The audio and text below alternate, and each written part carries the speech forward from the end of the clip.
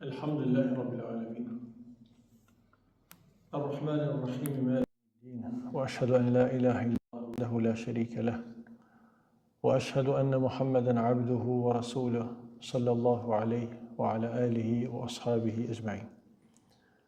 Allah, ajo Zoti i botëve, shërosim shërploti, sunduesi i ditës së gjykimit. Dëshmoj se vetëm Allahu meriton të adhurohet dhe dëshmoj se Muhamedi është robi i Allahut dhe i dërguari i tij. Lavdët e Allahut dhe paqja e tij qofshin mbi të dërguarin ton, mbi familjen e tij dhe mbi gjithë shokët e tij. Vazhdojmë me shpjegimin e mëkateve të mëdha nga libri El Kebair, që dhe kështu quhet mëkatet e mëdha i autorit Muhammed ibn Abdul Wahhab rahimahullah. E që në vazhdim ku kemi mbet, autori flet për një nga mëkatet më të mëdha, e që është mos respektimi i prindve. Pra në vazhdim kemi bab e zikru el-uquq. El-uquq është mos respektim dhe fjala është në rand për njerëzit ndaj cilëve kemi obligimin më të madh. Ata janë prind. Pra nuk ka njerëz ndaj të cilëve kemi hak më të madh se sa prindërit. Dhe ndodhë që njëtën tonë nëse dikush të banë një të mirë, sikur e ndin veten që je robi asoj mirësia, e një obligim që ta respekton atë person për shkak asoj mirësie dhe një të mirë që ta ka bo.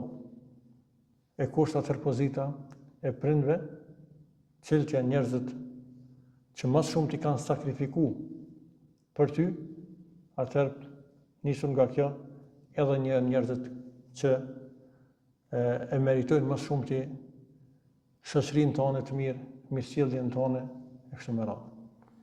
Autori, siç e ka traditë që në këtë libër qell vetëm ajete dhe hadithe, ka përzgjedh këtë kapitull vetëm një ajet kuranor, e që Allah azza wa jalla në surën Luqman, masi që porosit që të adhurohet vetëm Allahu një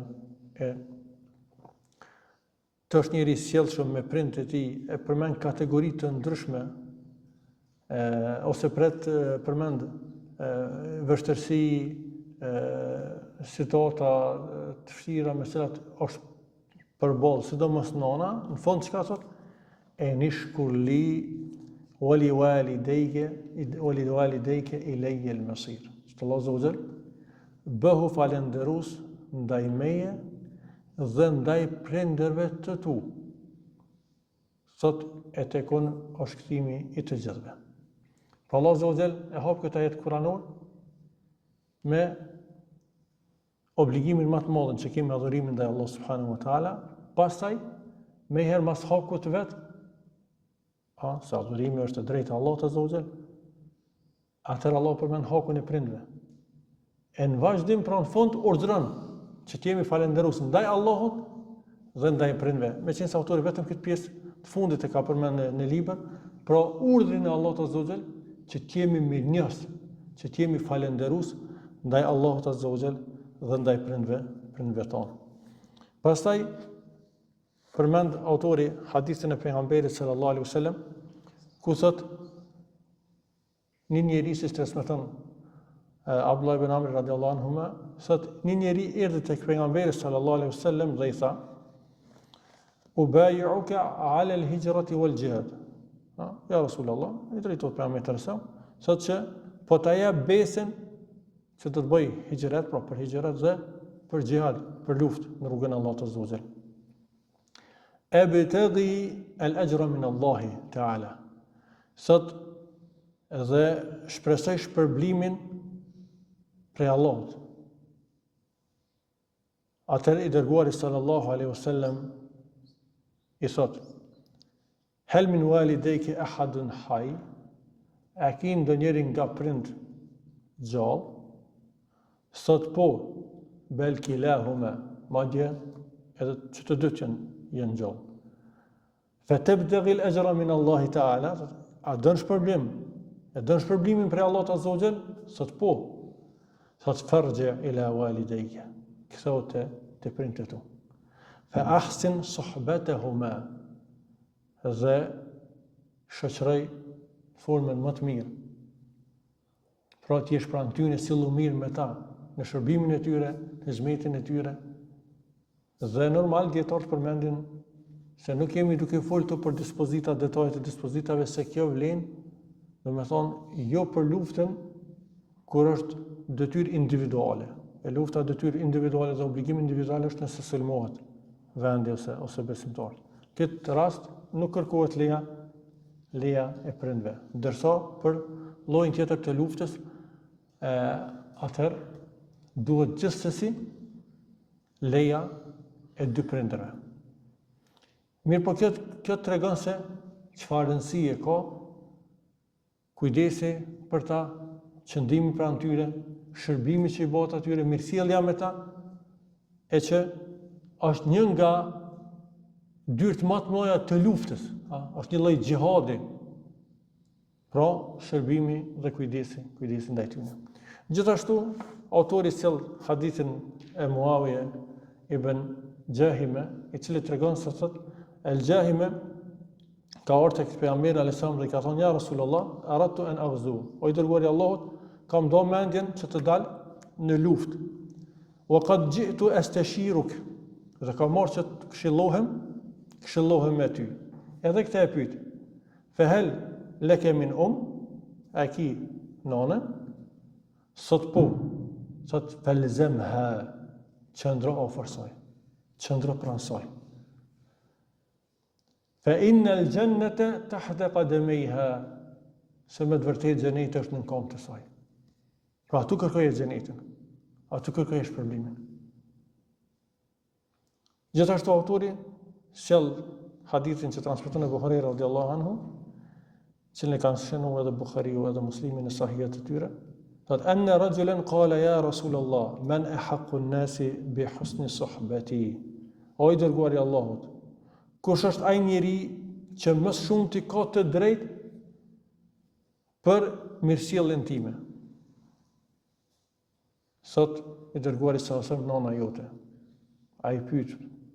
Sot e pastaj prap nona jote i përgjigjet. Ai prap pyet. E pastaj sot nona jote. E pastaj tek për herën e katërt sot baba jot. Prind janë njerëz që kanë të drejtën më të madhe për mirësjelljen tonë. E sidomos nona. Gjithashtu, autori e sjell edhe hadithin e fundit në këtë kapitull, sot transmetohet nga Abdullah ibn Amri radhiyallahu anhu nga i dërguari sallallahu alaihi wasallam këtë thonë: El-kabairu el-ishraku billah wa uququ al-walidain wa qatlu an-nafs wal yaminu al-ghamus. Sot mëkatet të mëdha janë t'i bësh Allahut ortak, shok, sot mos respektimi i prindve, vrasja e njeriut dhe beja e rrejshme. Pra këto në 4 mëkatet e mëdha që i kanë numëruar pejgamberi sallallahu alaihi wasallam, dhe edhe në këtë hadith, pra mas shirkut e ka rëndis, më thonë, mos respektimin e prindërve. Autori mas hakut të prindve, pra ndër obligimet që kem ndaj njerëzve të tjerëve, ka sjell kapitullin e radhës i cili flet në përgjithësi për farefisin tash. Për vllaznin, për motrat, për malarg. Atëherë, përderisa mbajtja e lidhje farefisnore është ndër obligimet më të mëdha, atë shkputja e këtyre lidhjeve është ndër mëkatet më të mëdha. Për ata thot autori, bab dhikrul qati'a.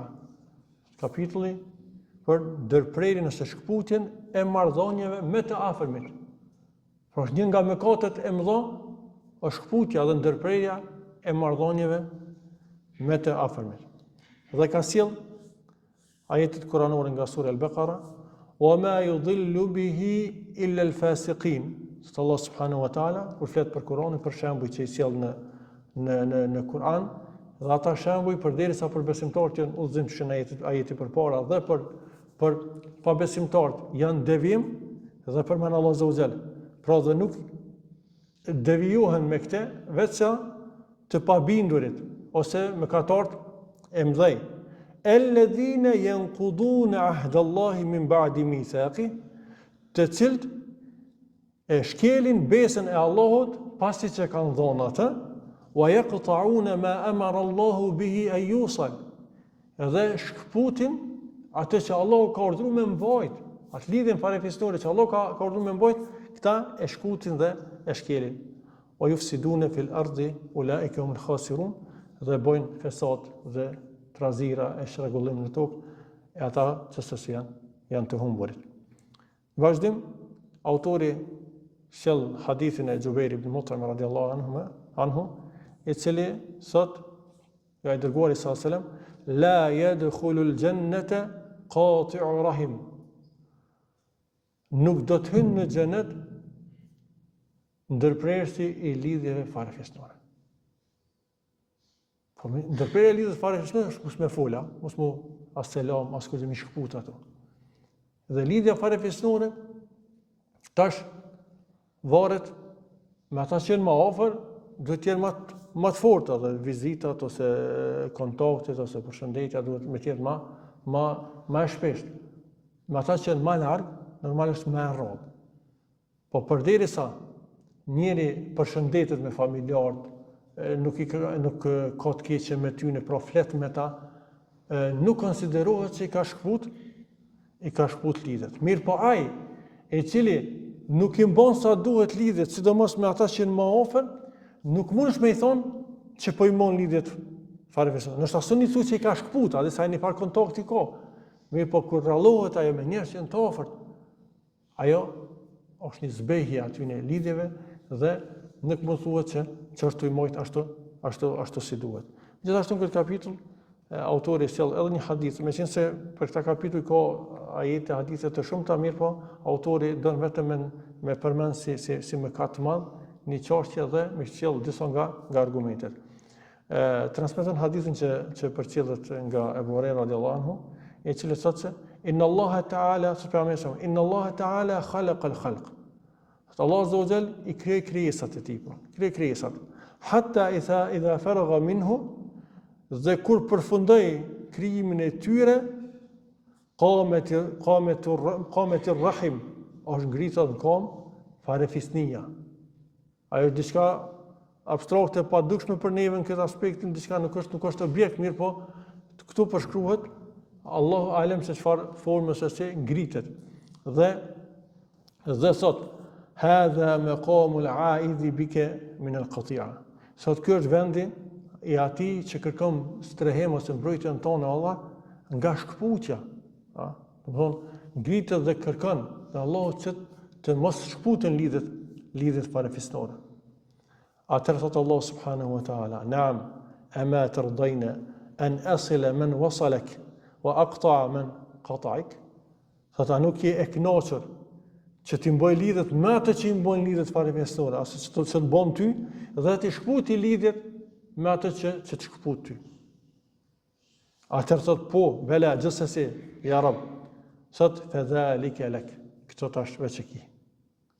Pra, kjo është një ndëshkim për ata të cilët i shkputin lidhet, që Allahu më shkput lidhet me ta. Që shkputin lidhet farefisnore. Dhe ata që i mbojnë lidhet farefisnore, që Allahu azza wa jall i mbon lidhet me ta. Zot thot pejgamberi sallallahu alaihi wasallam, dhe nëse doni thot, lexoni thot ajetin kuranor, fa hal asaytum in tawallaytum an tufsidu fil ardi wa tuqatti'u arhamakum. Thot pejgamberi sallallahu alaihi wasallam, fjalash për monafika këtu, thot si nuk mund të ndodhë, se nuk do të ndodhë, kur ju ja ktheni shpinën besimit dhe imanit, që nuk do të ndodhin fesad në tokë, pra nuk do të bëni fesad trazira në tokë, dhe nuk do të shkputni lidhjet farefisnore. Me një fjalë, kur njeri ja kthen shpinën besimit, kur do psohet besimi, gjithsesi ndëshkimi ose shkputja lidhje farefisnore është një lloj ndëshkimi. Është një lloj pasoje, po të njëjtën kohë një lloj ndëshkimi, i cili gjithsesi do të ndodhë.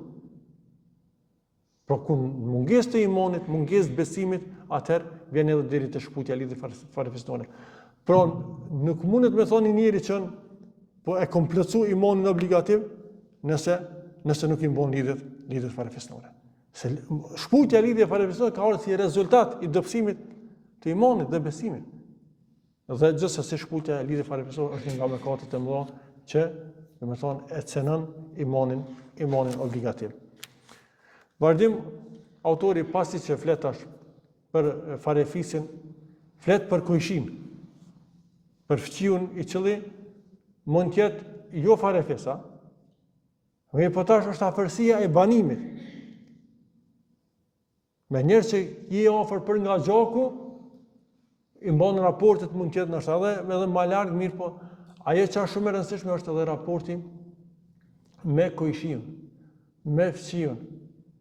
Dhe kanë ardhur shumë hadithe, edhe ajete kuranore për këtë çështje për arsye se kujshia me kujshin thuaj është për njerëzve më të afërm edhe që më shumë ti din sekretet e njëri tjetrit, duhet të jetë më shumë ti një lloj garancie të jetë mes tyre, një lloj bese mes tyre dhe për ata një nga mëkatet më të mëdha është dëmtimi ose lëndimi i kujshisë. Për ata Allah subhanahu wa taala masi që urdhëron në Kur'an me sillemi mirë ndaj prindërve, pastaj përmend edhe kategori tjera, thot wal jari dhil qurba wal jari al junub was sahibi bil jam. Pra të sillni mirë me kujshin, fqiun e afërt, me fqiun e lartë dhe me shokun që ke pranë vetes. Që kjo komentohet edhe me bashkëshortin për shkak afërsisë dhe shoqërisë që më të madhe thuje kanë bashkëshort me njëri tjetrin. Pra të sillen mirë me këta njerëz të cilët na rrethojnë. Kujshia e afërt ose fqiu i afërt dhe i lartë mund të pas dy kuptime. Kuptimin ai që është më afër me shtëpi, e që gjithsesi do të jetë kujdesi më i madh, po edhe me ato që është më larg, ose me fqiun e afërt është për qëllim atë që e ke afërt edhe për kanë gjaku. Se për këtë dy obligime, dy herë ke obligime ndaj tij. Nëse ashton edhe është musliman, 3 herë ke obligime ndaj tij. Apo nëse është një njeri që nuk është për nga gjaku i afërt, po e zom edhe jo musliman është, e ki obligim të sillesh mirë me të, vetëm pse e ki kujshin. Dhe është për gjunove të mëdha dëmtimi i tij ose më shkakton ndaj dëm ose ndaj të keqe. Për ata Abdullah ibn Omeri një herë kur thirrën diçka në familjen e tij, dhe thotë çaja filonit për një kujshit vetin ka qenë jahudi, ata thotë atë jahudi sa sikur a din, po do më apo me dia a ki fjalën që ai thotë aty thotë se kam dëgjuar pejgamberin e sa aq shumë të porosit mos sill mirë me kujshin, saqë komenduese thotë pejgamberi që do të më trashëgoj kujshia. Gjithashtu, përveç këtij ajeti, autori sjell edhe 2 hadithe për këtë temë. Hadithi i parë, thotë pejgamberi sa men kana yu'minu billahi wal yawmil akhir falyukrim dhayfa. Kush beson në Allahun dhe ditën e fundit, le ta nderoj musafirin e tij. E kush beson Allahun dhe ditën e fundit, le të sillet mirë me kujshin e tij. E kush beson Allahun dhe ditën e fundit, le të thotë fjalë të mira ose le të hesht. Këto 3 porosi shumë të mëdha pe pejgamberit alayhis salam, pra që të respektohet, të nderohet musafiri, të sillet mirë me kujshin dhe të thomi fjalë të mira. Dhe hadithi i dytë, thotë pejgamberi sallallahu alaihi wasallam, wallahi la yu'min, wallahi la yu'min, wallahi la yu'min, 3 herë betu. Pasha Allahun nuk beson ose nuk ka besu. Pasha Allahun nuk ka besu. Pasha Allahun nuk beson ose nuk ka besu. Dhe i than, kush ja Rasulullah? Tha, alladhi la ya'manu jaruhu bawa'iqah. Thot, ai njeri nga fqijat e cilit nuk ndihet i garantuar dhe i sigurt kujshiti. Nëse njeriu është i tillë saqë kujshia nuk ndihet rreth vetë, nuk ndihet i sigurt i tij, nuk ka besim. Pra nuk ka plotësuar imanin obligativ. Andaj është një mirësi e madhe nëse ki aq raporte të mira dhe sjellje të mirë me kujshin, saqë ai njihet. Çka kujshin është ato që ku me ditë çka, domethënë me pas e din që pe filonit që ka kujshi, gjë e keqe për ti zgjen. Pa dije, pa është diçka tjetër, po për ndryshe me dije bën çmos për me rujt familjen e tij, mallin e tij, pasuninë e tij, nderin e tij atë.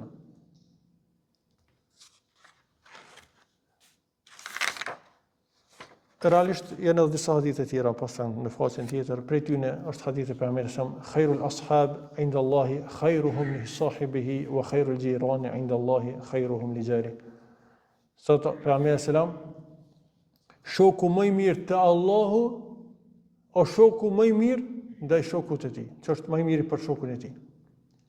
Pro, ai që është më i miri në sjellje me shokët e tij, ai edhe te Allahu është më i miri. Peshora, një prej peshorëve që me mot një njeri, a është i mirë te Allahu ajo? Shiko se sa është i mirë me shokun e tij. Ose nëse do me mot shok se cili është më i mirë prej tyre te Allahu, qyre se cili është më i mirë me të tjerë. E njëjta me këshin, thotë. Këshia më i mirë te Allahu, fësiu më i mirë te Allahu, është më i mirë prej tyre me këshin e tij qartë. Atëherë, që tregon për rëndësinë dhe vlerën e sjelljes mirë me këshis ose që s'poku, nëse nuk mundesh mi bë mirë, s'poku do mos mi bë. S'poku të keqen mos me pasaj prej teje. Nëse mirë s'u bën, s'mundesh mi bë është krejt në rregull. Me qëllimi është që dëm mos me i bë. Ka një hadith që ka sjell autori realisht është hadith i dobët, po përmendim këtu. Aye ma ahlu arsatin asbaha fihim imru'un ja'i'un faqad bari'at minhum adh-dhimma. Sot nuk ka lagje ose rreth në mesin e cilëve është një njeri i uritur, vetëse është privu garancia dhe mbrojtja e Allahut për gjithë ata njerëz. Kuptimi pra është i qartë që një farë bare e bortin gjithë, nëse vetëm njëri prej asaj lagje është i uritur. Meqense siç sam hadith është do mirë, por hadithe këtë kuptim tjera ka shumë prej tyre është edhe hadithi i radhës që ka përmend. Autori thotë pejgamberi sa laysa al-mu'minu alladhi yashba'u wa jaruhu ja'i'. Sot nuk ka besu, nuk është besimtar thotë ai njeri i cili ngopet e kojshia e tij është i uritur. Ose transmetimi tjetër, nuk ka besu ai që ka lënë natën i ngopur e kojshia e tij flan i uritur.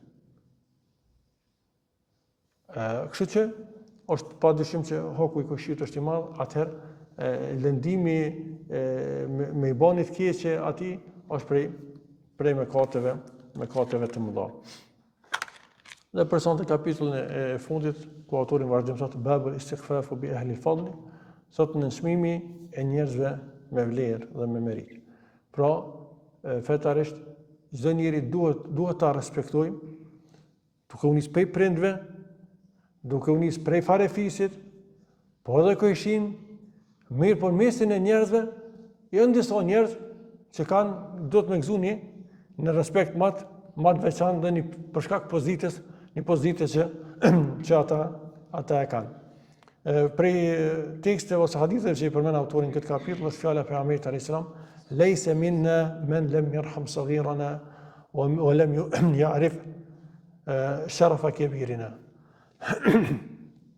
Sot pejgamberi alayhis salam nuk është prej neve ai i cili nuk e mëshiron të voglin ton e nuk e respekton ose nuk e ndjen pozitën e të madhit tonë ose të vjetrit tonë, atij që është më i madh dhe më i vjetër. Fetarisht, është obligim që i voglit të mëshirohet. Është edukat që ndaj të voglit të ketë një mëshirë. Por ndaj atij që është më i vjetër, atij që është më i madh, të ketë respekt dhe të respektohet pozita dhe të nderohet pozita që ai ka. Gjithashtu autori ka sjell hadithin tjetër ku thot pejgamberi sallallahu alajhi wasallam inna min ijlalillah, prej madhërimit të Allahut është ikramu dhi shejbet e muslim, thot nderimi i muslimanit të thinjur, po që ju kanë thënë mjekra dhe flokë. Wa hamilil Kur'an, dhe nderimi i borxit të Kur'anit, i cili as nuk e tepron në te, e as nuk largohet prej tij. Fjala është nuk e tepron, teprimi në Kur'an mund të jetë në aspekte të ndryshme, qoftë rreth leximit, qoftë rreth kuptimit ku njëri mundohet me filozofue, me hi gjëra të cilat janë të panevojshme, ose në veprimin me Kur'an, që mund të tejkalohen kufrit, forma ndryshme, teprimi mund të jetë ndryshëm. Për marrim si shembull çështja e xhavarizve. Kanë tepruar në kuptimin e Kur'anit ose në hadithet, as tekstet, ajetet që janë kërcënuese. Duke i marrë ato parim edhe, duke i denu duke i gjyku për qafira, gjithë me katarë të mëdhej, gjunaçar, besimtar gjunaçar. E kështu me radhë. Po edhe në tjetër nuk largohen prej tij. Pra ai mund të jetë një hafez e nuk lexon Kur'an, nuk e përsërit Kur'anin, ose ik namazin, nuk vepron me Kur'an, nuk punon me Kur'an, nuk gjykon me Kur'an. Borxhi i Kur'anit duhet të ketë dy cilësi. Me njoh Kur'anin me ditë dhe e dyta me punu me të drejtë saktë. Wa ikram dhe sultani al-muqsit dhe nderimi i prisit të drejtë. Çka është kuptimi prej madhërimit të Allahut? Është mi respektu, mi nderu këto kategori. Është se këto janë obligim. Allah ka bë obligim. Në momentin njëri kur i përmbush obligimet, çka? Ai është madhërim ndaj urdhrit të Allahut subhanahu wa taala. Dhe se rezultati është madhërimi i Allahut te bareke wa taala. Çështja e dytë, fjala për me nderu muslimanin i cili është hyrë në Islam, pra fjala është për atë musliman i cili ka jetu aq gjatë në Islam, ose edhe ka lind si musliman, dhe ka jetu i kapur për Islamin, sa që dhe ju ka thim mjekra ose flokët. Tash një njeri që ka kalu jetën në Islam, e sidomos ata që sa më shumë mosh, vallahi ata gëzojnë një respekt veçantë. Në një farë formë edhe e ke po mundohem edhe pak në xhami. Janë disa njerëz që kanë vendin në xhami, s'u ka do xhami skur, është i rregull namaz, me moshën është edhe me smundjen që kanë pasur ose kemi përcjell shumë prej rahmetlive, namazlive, që nuk kanë do xhamis, ata padyshim që meritojnë një respekt veçantë. Kështu që këto janë kategori të cilat i ka përmend pejgamberi alayhis salam në këtë hadith, dhe hadithi i fundit thot pejgamberi sallallahu alaihi wasallam: "Laysa minna man la yujillu kabirana wa la yarhamu saghirana wa la ya'rifu li'alimina haqqahu." Thot pejgamberi sallallahu nuk është prej neve ai njeri që nuk e nderon të madhin ton, pra të vjetrin të madhin, nuk e mëshiron të voglin ton, që ke kuptimin dhe hadithit para ke, dhe në fund ka përmend dhe nuk ja njeh dietarit, domethënë të drejtën që atij i takon. Kjo hadith e përfshin edhe dietarët, thonë që gëzojnë padyshim vendin e tyre, respektin e veçantë, për shkak Allah subhanahu wa pozitën që ja ka dhënë, që janë bartës e fesë Allah subhanahu wa taala, që këshillojnë, që punojnë fillimisht me dije, që këshillojnë tjerë, të thrasin tjerë, dhe që padyshim janë trashëgimtar të pejgamberëve. Me kaq po e përmbyllim lesën tonë. Nëse Allah subhanahu wa taala na ruaj nga shirku, nga mëkatet e mëdha, na bën prej atyre që i përmbushin urdhat e Allahut azza wa jall, e largohen nga gjitha ndalesat. Sallallahu alaihi wasallam ala nabina Muhammad.